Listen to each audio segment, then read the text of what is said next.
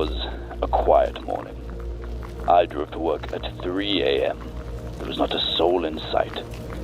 However, 2 new souls would be born. Twins. The concept always fascinated me. 2 identical humans who led completely different lives. Though the DNA is the same, the soul is different. My life's work was to understand it. Not only to replicate the DNA, but to replicate the soul. I needed to do it. My research scared the scientific community. I was stripped of my titles and relegated to a family doctor. What a pathetic form of punishment. They may have gotten rid of that title, but not my degree. That is why I went back to that hospital. I knew what I needed to do. This was the 3rd child. He would be the one to finally make things tick. It would be my first success.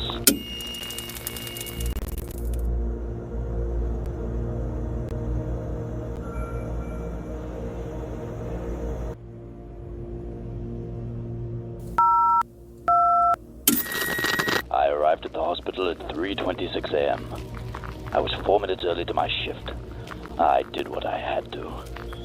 A woman was going into labor. Twins. It was a long and painful process, but by 7:51 a.m., 2 baby boys were born. Twins. Identical. Perfect. Both were immediately taken from their mother. Here I made my greatest sin. A lie that would haunt me forever. A necessary lie, but a lie nonetheless. I wish there was an easier way to go about it, but none such miracles presented themselves. I waited, I found the opportunity, and I took my chance. The official story is that there was a complication, but you and I know better. I still regret the method, but such things must be done in pursuit of progress.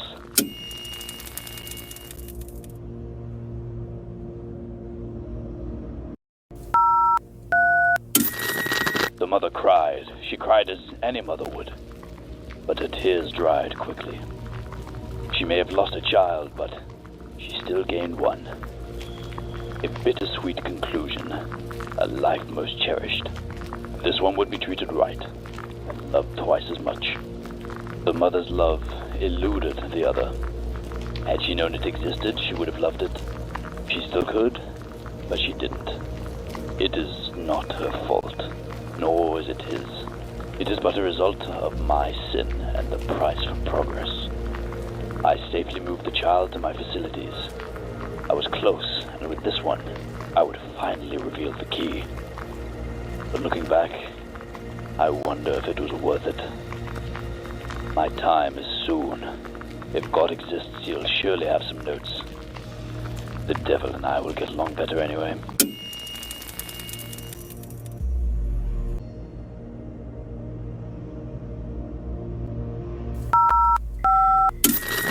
I began constructing my first version of the machine in 2002. It was simple in its form. It did not aim to replicate the body, but the mind. After several years of tweaking, I finally had a prototype ready. I used it on the boy. I obtained a copy of the original and placed it in the other. This time, as I observed him, he gave the same responses. Not all of the time, but enough to conclude that it could have been the same person. I reverted him back to his initial state. He was confused. He retained artifacts of both lives. He was broken. I had broken him. This would come back to bite me. Though he had survived unlike the others, he was not without flaw. The body cannot contain 2 souls at once, or it begins to crack. I damaged the boy. I had to remove the excess, but the science of souls is not perfect.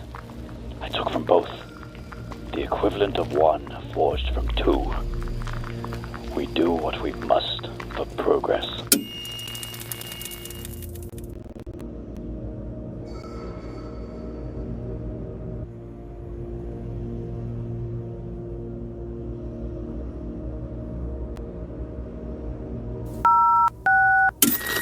By 2009, I had created a full cloning machine.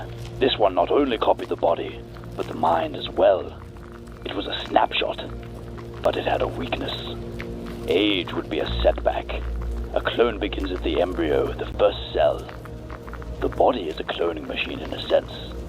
DNA is a constant throughout the entire being.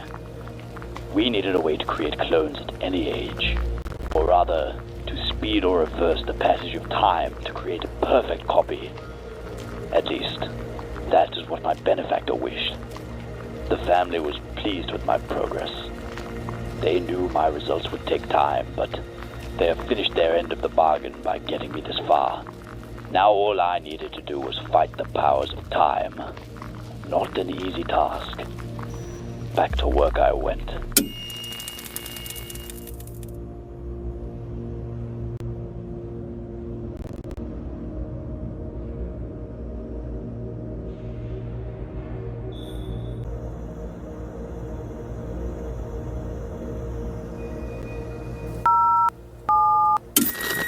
August 4th, 2013. I remember that day vividly. The morning was quiet, the air was calm. A certain nagging feeling crossed my mind, but I ignored it. I went about my day, I did my work, I made a minuscule breakthrough. Then I went to the boy. He wasn't there. I searched the complex for hours looking for where I could have scurried off to. Then I found the smoking gun. He wanted me to panic. He wanted me to search. He knew that I would. I went to my monitoring room, and there I saw my greatest fear.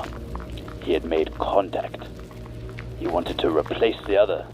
I couldn't let this happen. They shared at most 5 hours together. Enough time to be remembered, but not enough that it couldn't have been a dream. He would tell his parents what happened. What an imagination you have, they'd say.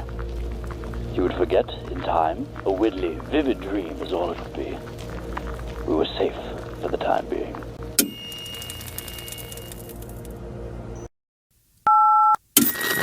Once I retrieved the boy, I was less strict on him. I no longer had much use for him as a subject. But if he were to leave again, it would be the end of me. Instead, I began to teach him. I told him of the facility, I told him of my work, what it meant. He still showed animosity towards me, but that much should be expected. Though he did not like it, he became a great pupil for a time. He was useful. He did what he was told. He followed my instructions. That is all I could ask.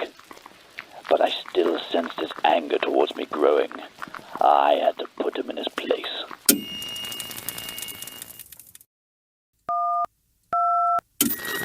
I cloned myself 6 or 7 times. Each clone had an issue. Each body was incomplete. I was running on borrowed time. The first few aged up to the correct level quickly, but they kept aging beyond that. Their lifespans were a month at most. I swapped between bodies like a ghost possessing new victims, and although it was still me, something felt off. I remembered my life, but I knew that it was not my own. I am the last of the clones, the final vessel. I pray that I'm enough.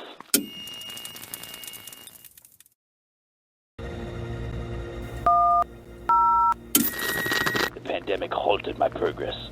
I was right there, I was so close. But it wouldn't be until 2022 that I made my first true clone. This clone would be perfect. It would be me. Except it would reflect my true age. I could continue my work and fully crack the code of aging. I could move forwards in the lifespan, but not backwards. I could only take from life, not give. But the clone could figure it out. The clone could do it. The clone would have to, because my time was about to run out.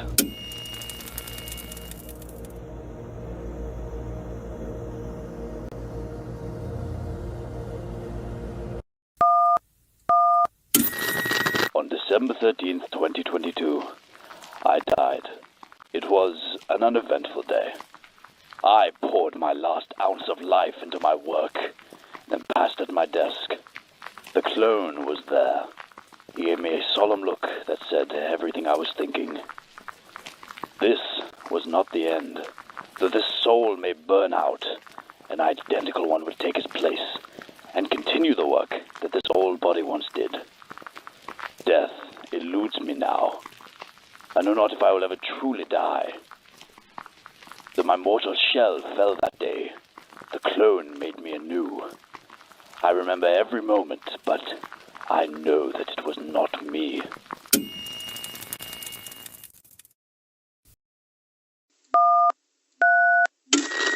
He challenged me today. He wished to fight me. The boy was no longer a boy. He was a man. He grew tired of running my errands and doing my work. He had been praying for me to die, and when I returned again, I saw nothing in his eyes. He had lost all hope. The last few months he stayed in his chambers. He rarely ate, but something changed. A fire was lit within him 3 weeks ago. It was when the last clone died. I fear what he is capable of. He has nothing to lose, and I have everything. I must not fail.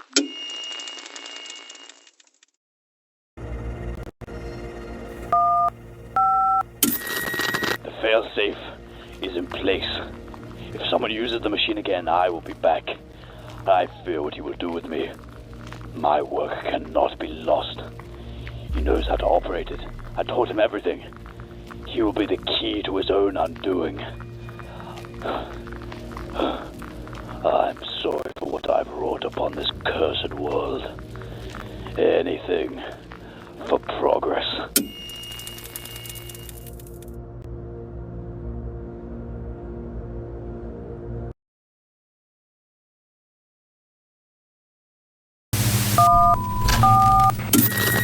My worst fears have been realized.